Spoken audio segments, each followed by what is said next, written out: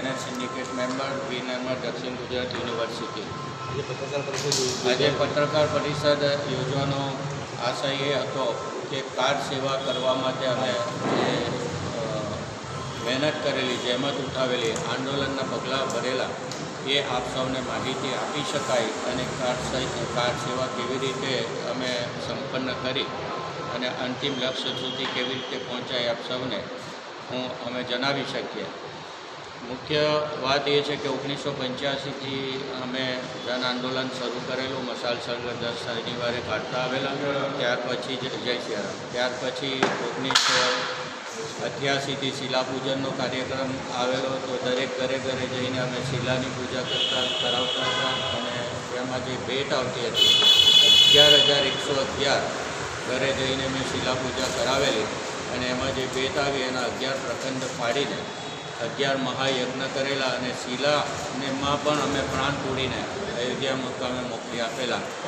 ત્યાર પછી 1990માં ચલો અયોધ્યા અડવાણીજીની રથયાત્રા મોદી સાહેબના સંચાલનમાં સુરતમાં આવેલી.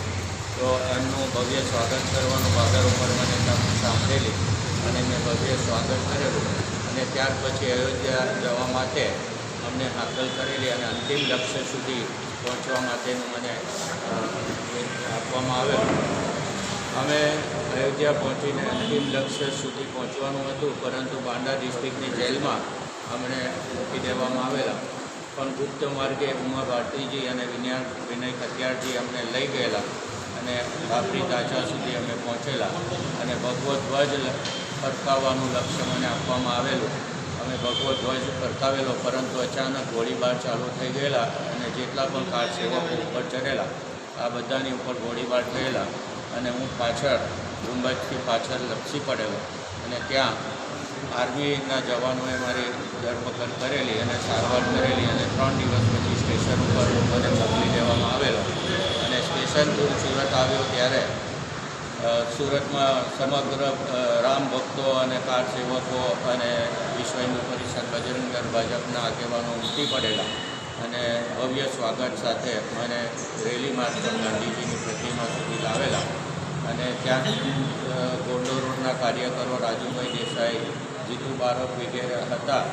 તેઓ મને ત્યાં ગોંડલ રોડ લઈ ગયેલા. ઉપવાસ પર બેઠેલા જે લોકો હતા એના પારણા કરાવ્યા અને પારણા કરાવ્યા પછી જે જગ્યા ઉપર ઉપવાસ પર બેઠેલા એ જગ્યા ઉપર જ મંદિરનું નિર્માણ કરવું એવો નિર્ણય કર્યો અને એ નિર્ણય કર્યા પછી ત્યાં આજે પણ ભવ્ય મંદિર છે અને રામ ચોક જે નામ આપવામાં આવેલું એ મારા હસ્તે દિવસે આપવામાં આવેલું.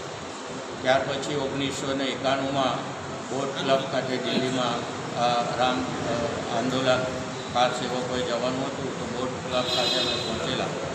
ત્યાં પાણીનો મારો ચલાવેલો અને અમે ઇન્જર્ડ થયેલા અને ત્યાર પછી પાછું 92માં કાર સેવા કરવા જવાનું અમને તક મળેલી. અમે ત્યાં કાર સેવા કરવા ગયા અને બાબરી ઢાંચા સુધી પહોંચ્યા અને એ આંદોલનનો અંત આવે એ રીતે બાબરી ઢાંચાનો નિકાલ કર્યો અને અમે અમારી જીવન સદભાગ્ય અને સમજીએ છીએ. મારી સાથે આત્મારામભાઈ પરમાર પણ બધા જ કાર્યક્રમમાં જોડાયેલા આજે મારી સાથે ઉપસ્થિત છે. 22 તારીખે પ્રાણ પ્રતિષ્ઠા મહોત્સવ છે. આખા દેશમાં, આખી દુનિયામાં એની ઉજવણી થઈ રહી છે અને અમે પણ અહીંયા ભવ્ય ઉજવણી કરવાના છે. 11,111 દીવા પ્રગટાવવાના છે. આખા એનિમેશન રૂટ સોનિક ફળિયા ગોપીપુરા વિસ્તારમાં કરોટીના સાઠિયા પૂરવાના છે. રાત્રે બધા ભજન કીર્તન અને એ કરવાના છે અને બપોરે પ્રાણ પ્રતિષ્ઠા મહોત્સવ જે થવાનો છે તે બધા સાથે ભેગા મળીને જોવાના છે.